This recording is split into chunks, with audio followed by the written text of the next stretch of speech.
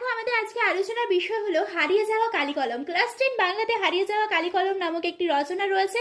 তো সেখান থেকে বেশ কিছু শর্ট ইম্পর্টেন্ট কোশ্চেন যেগুলো পরীক্ষায় বারবার আসে, তেমন কিছু কোশ্চেন, শর্ট কোশ্চেন নিয়ে আজকের আমাদের আলোচনার বিষয়। তো দেখো, প্রথম কোশ্চেন, হারিয়ে যাওয়া কালি কলম রচনাটি যিনি লিখেছেন তার আসল নাম কি? নিখিল সরকার। কোনো কিছু লেখার ক্ষেত্রে আমাদের কোন তিনটি জিনিসের প্রয়োজন? কালি কলম আর মন।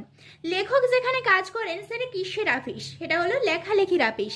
লেখক কলম নিয়ে যেতে ভুলে গেলে কিসের বিপদ? কারো কাছেই কলম নেই, এটাই বিপদ।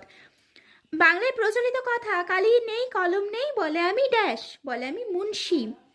লেখক মুন্সি কথার অর্থ কি? যিনি লেখালেখি করেন। ওকে, তারপরে লেখক তার ছেলেবেলায় কিভাবে কলম তৈরি করতেন?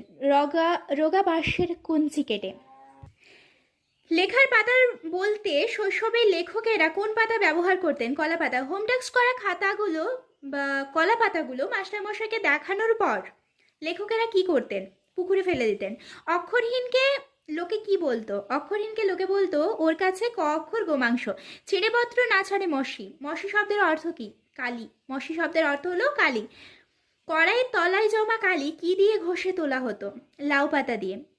লেখকের ছোটবেলায় লেখালেখির প্রথম সঙ্গী কারা ছিল, অথবা লেখকের প্রথম লেখালেখি কি কি দ্বারা শুরু হয়? বাঁশের কলম।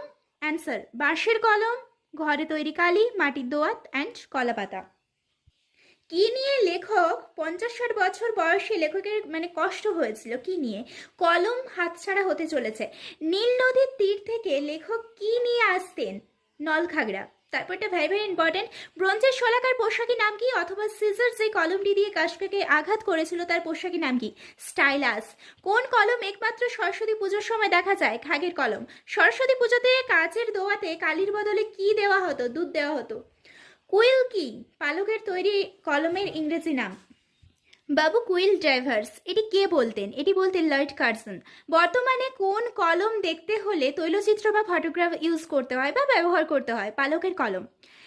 লেখক কাদের দার্শনিক বলেছেন? যারা কানে কলম গুঁজে দুনিয়া খোঁজেন তাদেরকে দার্শনিক বলা হয়েছে, এই রচনাতে আর কি।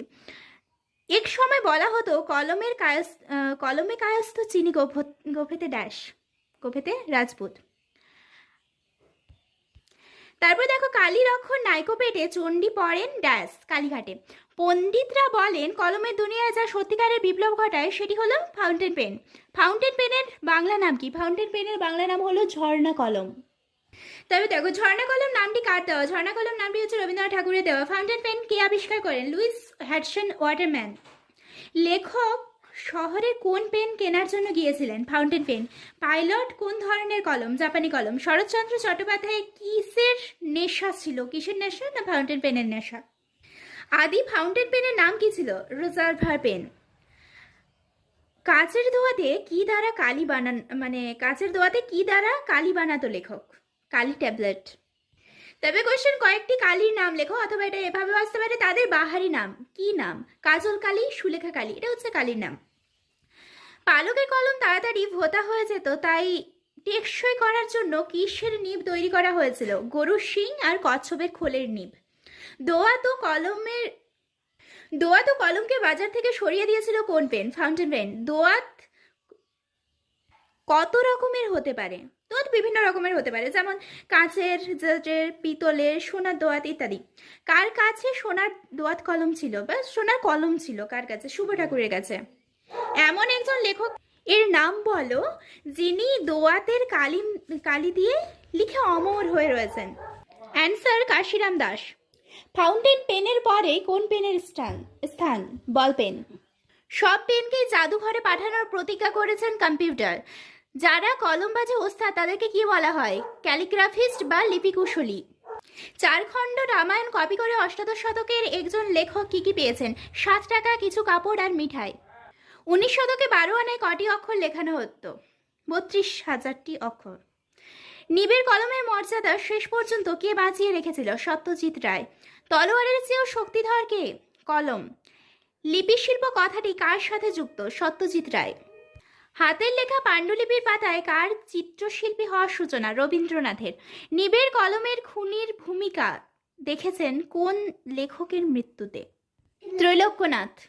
ত্রৈলোক্যনাথের সৃষ্টি একটি চরিত্রের নাম লেখো।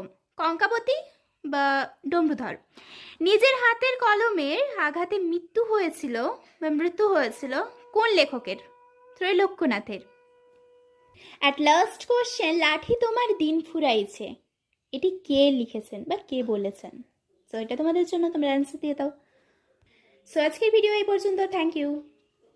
পরের দিন কিন্তু এই হারিয়ে যাওয়া কালি কলমের যে ইম্পর্টেন্ট লং কোশ্চেনগুলো রয়েছে সেগুলো নিয়ে আলোচনা করা হবে। তো আজকের ভিডিও কিন্তু এই পর্যন্ত, থ্যাংক ইউ।